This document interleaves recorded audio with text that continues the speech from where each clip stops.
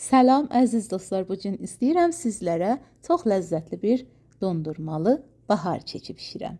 Çox ləzzətli olur. Mütləq yoxlayın. Bu ləzzəti bişirməyə belə başlayırıq ki, 10-15 dənə çiyələyin üzərinə yarım peymanə şəkəri səpib qoyuruq. Yarım saat qalsın və su salsın.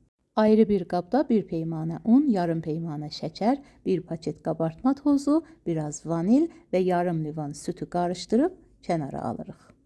2 yarım dolu yemək qaşığı kərəni qoyuruq. 180 dərəcəli ferdə əriyir. Sonra düzəltdiyimiz xəmiri üzərinə töküb və çiyələkləri üzərinə düzürük. Çiyələklərin suyunu əlavə eləməyin ki, kekizi xəmir elər. 180 dərəcəli qabaqcadan qızdırılmış ferdə altı üzəri qızarana qədər pişirin və dondurma ilə serv edin. Pişirən yeyən hər kəsə nuş olsun. Ləzzətli reseptlər axtaranlar peycimə baş vursun. Sağ olun, məndən yol bir oldunuz. Təşəkkürlər.